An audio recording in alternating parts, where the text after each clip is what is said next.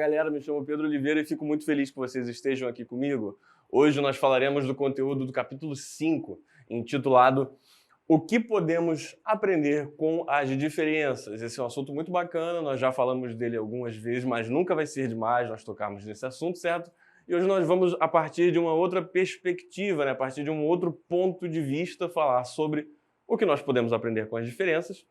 E nós vamos problematizar, nós vamos trazer um problema em cima do etnocentrismo. O etnocentrismo, só para a gente trabalhar com bastante calma em cima da palavra, a gente pode separar ela. Etno vem de etnia, um grupo cultural, racial, que tem várias características ali que os tornam iguais, uma nação, enfim, uma etnia, determinada por todos esses fatores.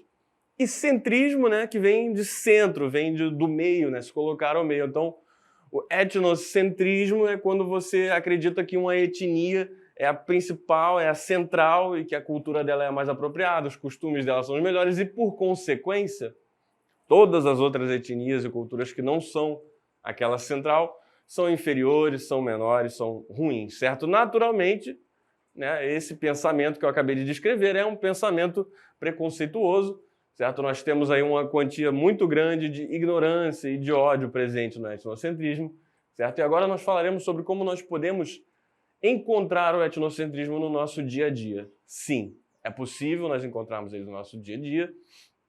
É muito chato, muito triste se deparar com esse tipo de situação, mas nós devemos estar preparados ali para enfrentar ele sempre que isso acontecer, certo? Então, no nosso dia a dia, o etnocentrismo vai se apresentar de uma maneira muito sutil, muito subliminar ali por baixo dos panos, por assim dizer, sem nós percebermos, de maneira inconsciente, nós acabamos reproduzindo algumas falas e alguns comportamentos etnocentristas.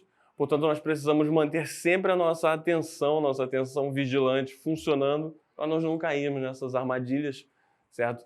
É um tipo de preconceito que ele é um pouco mais sutil, ele está um pouco mais inserido ali nas entrelinhas das nossas interações sociais, mas ele pode acontecer, sim. Às vezes ele se manifesta de uma maneira bem evidente, bem clara.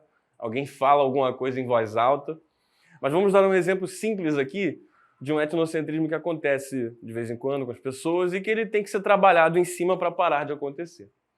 Mas vamos imaginar, quando você fala de alguma cultura, algum tipo de produção artística, cultural, que foi produzida fora do nosso país, fora do Brasil, e você olha para essa produção cultural e você fala que ela é muito boa, que ela é maravilhosa, que ela é melhor do que as coisas que a gente faz aqui no nosso país, porque aqui a gente não sabe fazer nada direito.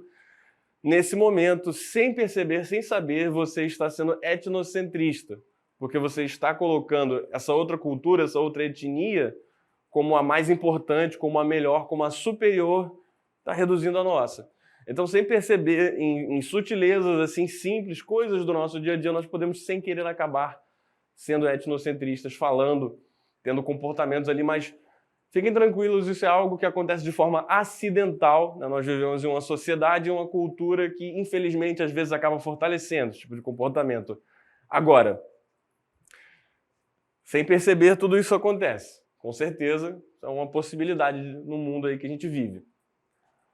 Porém, uma vez que nós temos o conhecimento da existência do etnocentrismo, uma vez que nós entendemos como ele se manifesta, como ele acontece, como ele funciona, o surgimento dele, a origem, o significado da palavra em si, quando nós acumulamos conhecimento suficiente em cima sobre o que é o etnocentrismo, sobre qualquer tipo de preconceito, o que acontece? Nós associamos esse conhecimento com a nossa atenção vigilante, que basicamente é prestar atenção o tempo todo em tudo que acontece ao nosso redor, estar sempre atento.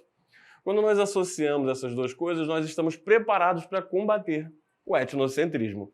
Então, reforçando, a melhor ferramenta, a mais efetiva, a mais funcional contra qualquer tipo de preconceito e, inclusive, contra o etnocentrismo, sempre vai ser o conhecimento, sempre vai ser a sabedoria e a mente aberta para aceitar as diferenças como coisas positivas e como coisas que podem nos agregar valores e vantagens. Certo, meus amigos?